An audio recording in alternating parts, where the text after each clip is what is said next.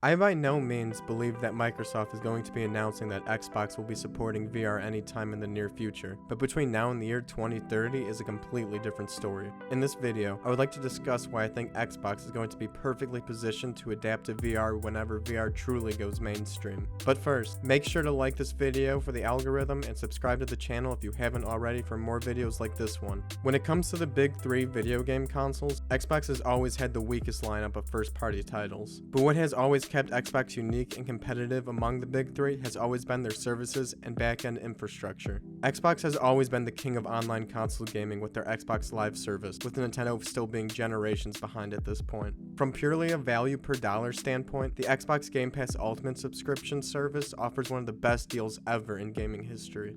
And you can't truly appreciate how great Xbox has cloud saves functioning until you try using multiple Switch systems, where their data transfer process feels absolutely ridiculous in the year 2022. Let's not forget backwards compatibility. Sony's latest announcement for the new PlayStation Plus tiers show that Xbox is still way ahead in the game preservation department, with Sony still not being able to support digital PS3 games without exclusively streaming them, due to them not investing into building a native PS3 emulator. Even something as small as smart delivery never sounded like that big of a deal when it was first announced. Buy a game and download on Xbox One and you get the Xbox One version. Download on a Series console and you get the Series version. Sounded like a real no duh to me. Of course, until you try managing digital game purchases on the PS5, needing to specify whether or not you're installing the PS4 or PS5 version, with Sony charging an additional fee to upgrade to the PS5 version. Xbox is leagues ahead in this department. With all these things combined and more, I believe Xbox has the best gaming infrastructure among the big three. But how does this all relate to VR, you ask?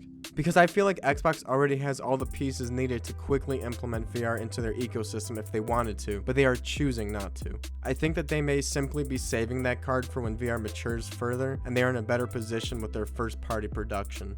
At the very core, Xboxes are Windows PCs. Microsoft has been making a push to bring Xbox features to PCs with things such as the Xbox app, Game Pass for PC, and cloud gaming via internet browsers. And they've actually been making pretty good progress on this side. But since Xbox One and the Xbox Series consoles run a heavily modified version of Windows, it begs the question whether they will start the opposite and bring more PC features over to Xbox.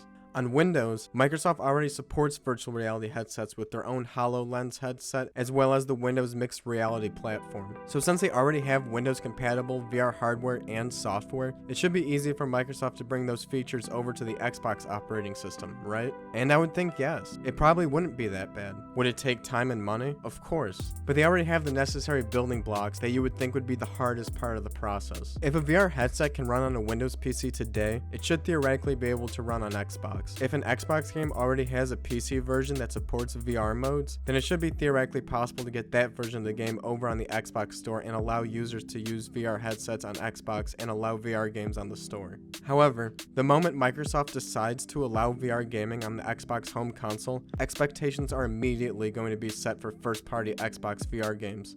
I'm sure rumors would start instantly about a Halo VR or Forza Horizon VR, and if Microsoft is not prepared to release those games at either launch or shortly after, there will be backlash about this, as it would look pretty underwhelming compared to Sony and their VR offerings. When it comes to console VR experiences, Sony is currently dominating the market with no one else competing against neither the PlayStation VR nor the PlayStation VR 2 that's coming out right around the corner, with AAA experiences such as Horizon Call of the Mountain being developed as well.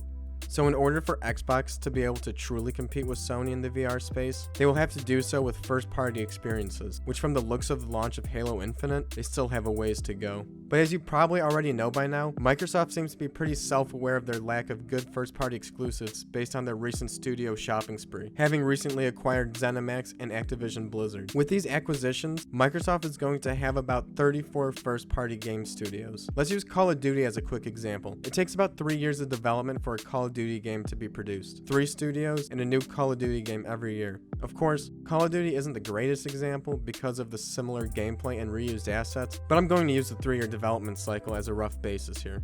Assuming the average game takes 3 years to produce, Microsoft could end up offering a new first-party game on Game Pass every single month. This is something I expect we will start seeing from Xbox in about 2 to 3 years from now.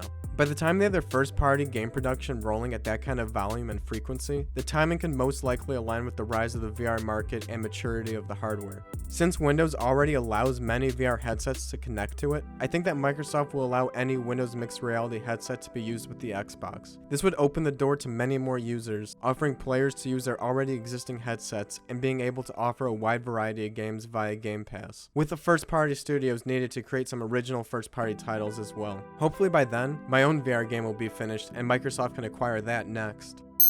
Even Xbox Cloud Gaming has some serious potential here. If they can get it to the point where there is virtually no lag, they could end up offering the highest end standalone VR experiences for the most affordable price. Right now, in order to get the most high-end VR experiences, you need a high-end gaming PC that is powerful enough for PC VR games. But with cloud streaming, Microsoft could stream high-end VR games directly to the headset, making it so all the heavy lifting is being performed on their own servers so that players do not need to also invest in expensive hardware to get these experiences.